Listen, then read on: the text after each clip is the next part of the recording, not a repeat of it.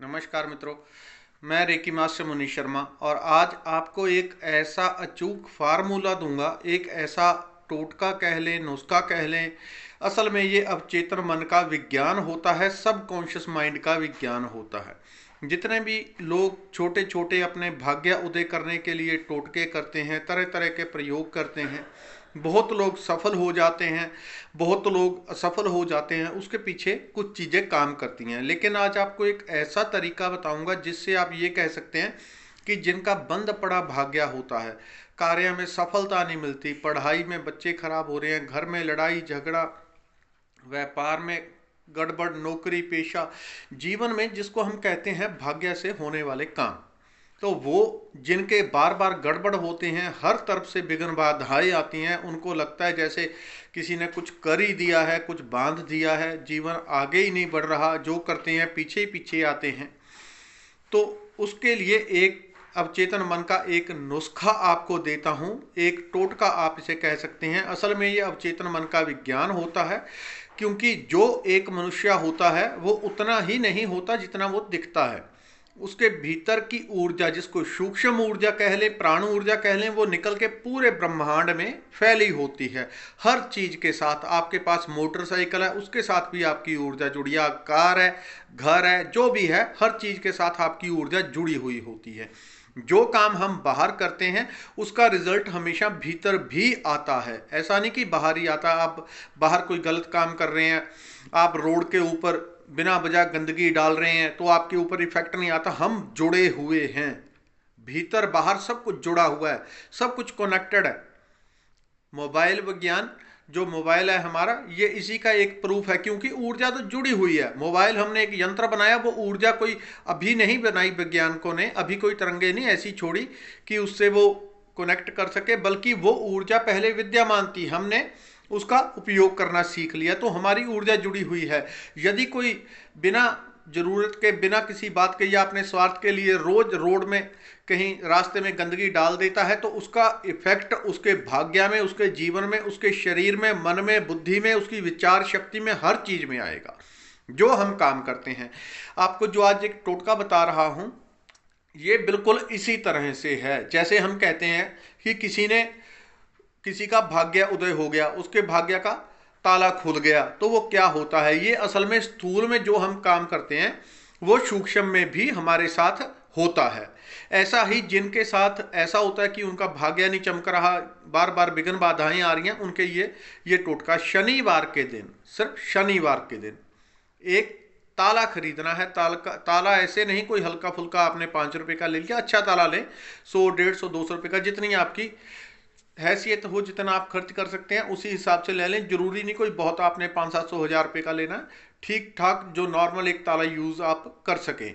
बाजार से ताला लेना है उसको।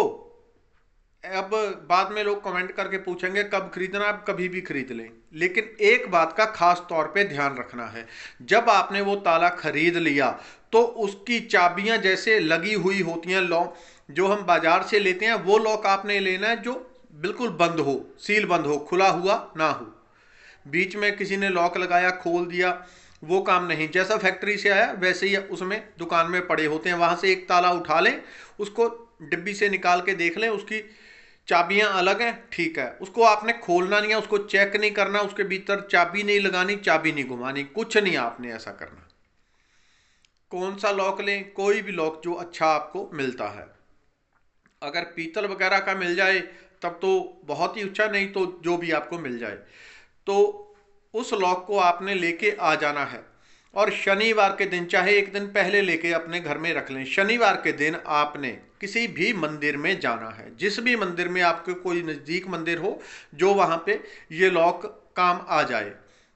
अगर कोई धर्मशाला भी हो मंदिर के साथ में तो और भी अच्छा है, तो वहाँ पे लॉक ले जाके आपने वहाँ पे प्रार्थना करनी है प्रभु से कि प्रभु जैसे ही इस ताले को कोई खोले तो मेरे भीतर की, मेरे जो बंधी हुई ऊर्जा है जिससे मैं जीवन में गति नहीं कर रहा, घर में परेशानी आ रही है या पढ़ाई में, नौकरी में, व्यापार में, शरीर में बीमारियां, जो कुछ भी प्रॉब्लम आ रही है, ये सब विघ्न बाधाएं दूर होने के लिए मेरा भाग्य उदय हो जाए, मेरे भाग्य का ताला खुल जाए।